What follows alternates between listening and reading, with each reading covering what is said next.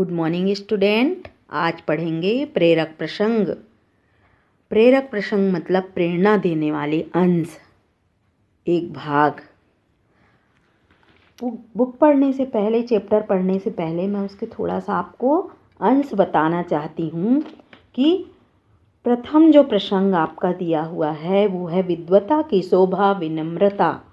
मतलब यदि कोई बहुत बुद्धिमान व्यक्ति है, बहुत ज्ञानी व्यक्ति है और उसमें जरा सी भी विनम्रता ना हो, शालीनता ना हो, तो उसकी विद्वता का कोई काम नहीं आता, वो ज्ञान किसी काम का नहीं होता, उसके सारे ज्ञान धरे के धरे रह जाते हैं। तो यहाँ पर बताया गया है कि यदि व्यक्ति में कुछ खास ज्ञान है, टैलेंट है, तो उसको विनम्र होना चाहिए, शालीन होना चाहिए, क्योंकि ज्ञान हमें हमेशा विनयशीलता सिखाता है, विनयशीलता का आचरण करना सिखाता है। ये हमारे विशिष्ट पहचान होनी चाहिए और हमें अपने धन, ज्ञान, वैभव का कभी भी अभिमान नहीं होना चाहिए। जब हम अभिमान रहित होंगे तभी हम संसार में महान बनेंगे। तो ये पहले प्रसंग में वही बताया गया है कि एक ज्ञानी पुरुष में विनम्रता होना बहुत ज़रूरी है। तो इस तरह से ये पहला प्रसंग है हमारा। चलिए अब प्रसंग की ओर चलते हैं। विद्वता की शोभा विनम्रता। विद्वता की शोभा हमेशा विनम्रता रहती है। इसी पे एक अंश लेखक ने बताया है यहाँ पर। उज्जैनी के महाकवि माघ को अपने पांडित्य का बड़ा अभिमान था।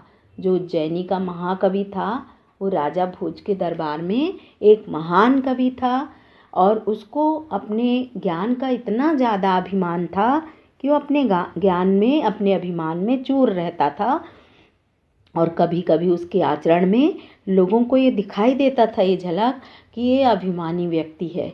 इसी कारण से लोग उनसे बोलने में झिझकते थे और सही बात कहने का साहस भी नहीं करते थे। मतलब सभी लोगों में परिचित थे वो कि महाकवि माघ बहुत घमंडी प्रवृत्ति के हैं। इस तरह एक बार महाकवि माघ और राजा भोज वन विहार से लौट रहे थे। सामने ही एक झोपड़ी थी और उस झोपड़ी में एक वृद्धा बाहर बैठकर चरखा काट रही थी। वृद्धा ने दूर से माघ कवि को देख लिया था और पहचान गई थी कि यही महाकवि माघ हैं, जो महाभिमानी हैं, महाघमंडी प्रवृत्ति के हैं। जब माघ उनके पास आए तो उन्होंने वृद्धा से बड़े अभिमान प्रदर्शित करते हुए पूछा, यह रास्ता कहाँ जाता है? वृद्धा ने माघ को पहचान लिया था। उन्होंने कहा, वत्स, रास्ता कहीं नहीं जाता, रास्ते में चलने वाले लोग आते जाते हैं। माघ को क्रोध तो आया, लेकिन वृद्धा की बात भी बिल्कुल सटीक थी कि रास्ता कभी भी चलता नहीं है, सड़क कभी भी नहीं चलती, बल्कि सड़क पर लोग चलते हैं, सड़क पर चलने वाले लोग इधर उधर जाते हैं। आप लोग कौन हैं? वृद्धा ने पूछा। माघ ने फिर अभिमान से उत्तर दिया, हम यात्री हैं। तो वृद्धा ने फिर उत्तर दिया। वृद्धा ने मुस्कुराते हुए कहा, तात, यात्री तो दो ही हैं, सूर्य और चंद्रमा। आप कौन हैं? क्योंकि वृद्धा का कहना बिल्कुल सही था कि जो सूर्य और चंद्रमा होते हैं वो निरंतर यात्रा करते रहते हैं, जो कभी एक मिनट के लिए भी नहीं रुकते, एक मिनट के लिए भी अपना काम नहीं छोड़ते, वो हमेशा ही अपना यात्रा करते रहते हैं। इस तरह वृद्धा ने फिर पूछा, सच सच बताओ, आप कौन हैं? माघ थोड़ा चिंतित होकर बोले, हम अतिथि हैं। वृद्धा ने फिर कहा, अतिथि तो दो ही होते हैं, धन और यौवन।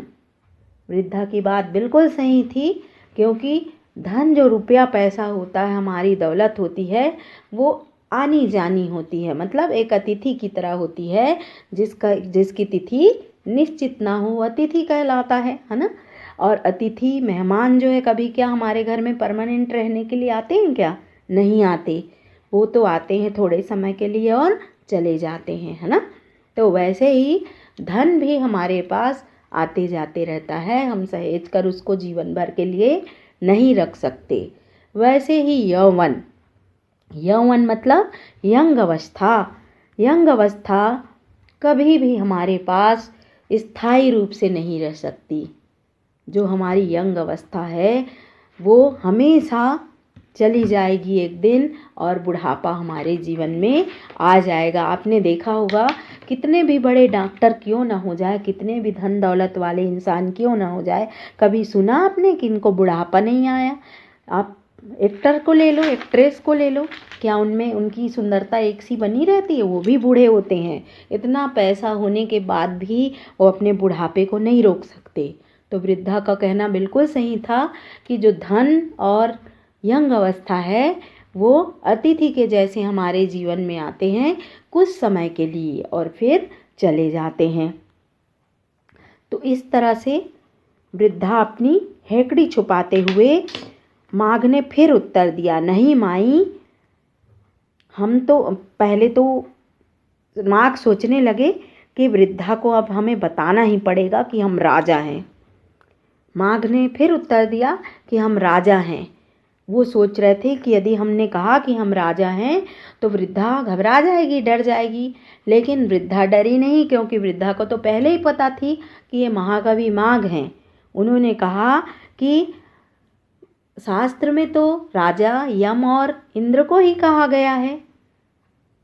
सही बात है ये भी, क्योंकि स्वर्गलोक के राजा केवल इंद्र ही हैं, जो पुस्तों पुस्तों से युगों युगों से इंद्र के पद पर आसीन हैं।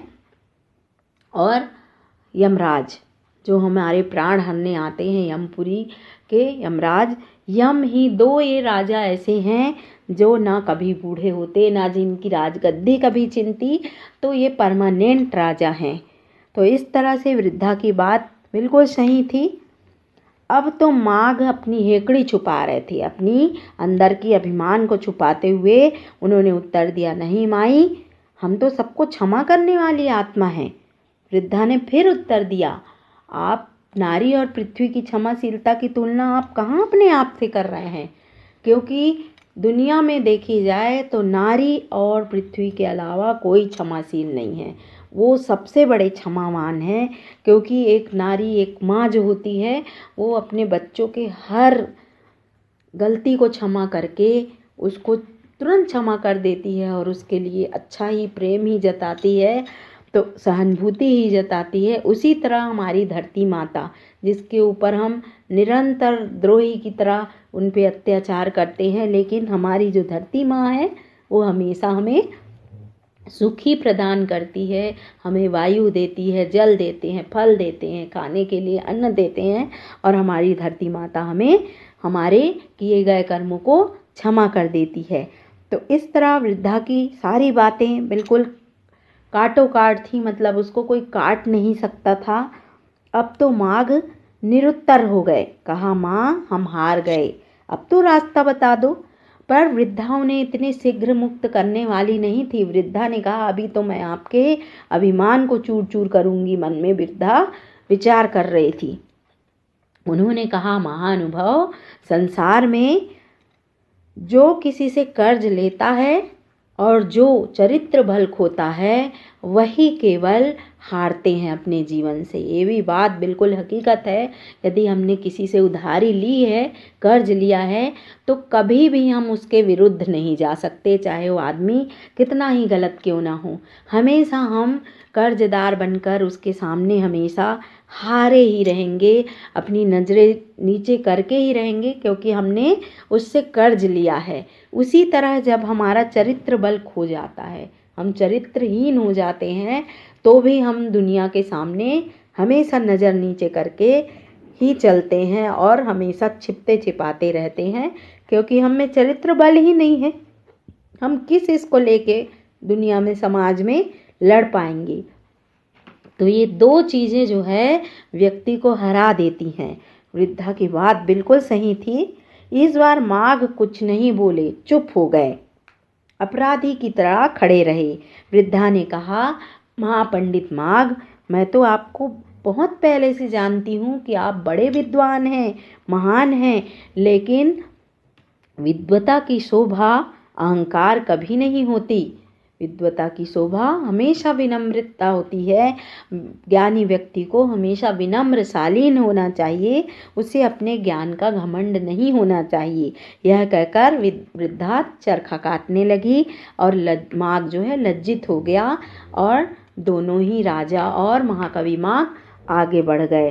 राजा ने उस अनजान वृद्धा की चतुरता के लिए मन ही मन बड़ी भूरी भूरी प्रशंसा कर रहे थे कि वृद्धा कितनी चातुरता से उन्होंने माघ कवि को एहसास दिला दिया कि उनमें ज्ञान तो था, लेकिन एक घमंड था कि मैं ज्ञानी व्यक्ति हूँ, मेरे समान कोई ज्ञान नहीं रखता। आज वृद्धा ने उनको धूल चटा दिए थे अपनी चतुरता के बल पर। तो इस तरह राजा भोज उज्जैनी लौटते हुए कह रहे थे कि वृद्धा कितनी चतुर थी। तो इस तरह आपको भी समझ में आई होगी कि यदि हमें कोई टैलेंट है, हमें कोई ज्ञान है, तो उसको हमें हमेशा बांटना चाहिए और लेस मात्र भी घमंड हमें नहीं आनी चाहिए कि हमें इतना बड़ा ज्ञान छुपा है। चलिए अब सेकंड प्रेरक प्रसंग की ओर चलते हैं। बच्चों, सेकंड प्रेरक प्रसंग है प्रकृति परमात्मा का स्वरूप है। आप सभी को पता है कि प्रकृति वाकई में भगवान का रूप है। हमें निःशुल्क बिना शुल्क के ही जीवन दान देती है हमारी प्रकृति, हमारी धरती माता हमें निरंतर, और हमें उसके उपकार को कभी भी नहीं भूलना चाहिए। इस पे कवि ने एक प्रेरणा दी है, हमें लेखक ने यहाँ पर बताया है। उन्होंने एक अंश के द्वारा हमें समझाना चाहा है कि प्रकृति वाकई में परमात्मा का रूप होती है। एक सज्जन बड़े उद्योगपति थे और उन्होंने बहुत सारे उद्योग स्थापित किए थे जो उनका, और बढ़ते बढ़ते उनका उद्योग काफ़ी फैला और बहुत सारे कारखाने भी खोले उन्होंने। तो जो उनका पोता था वो पोता विदेश गया और वो नई नई तकनीकें स्थापित करने के लिए विदेश से लौट कर आया, उच्च प्रबंधन की शिक्षा लेकर। अपने पिता दादा के व्यवसाय से वो जुड़ गया। एक नए कारखाने का आरंभ होने वाला था जिसके लिए भूमि पूजन का उन लोगों ने आयोजन किया था।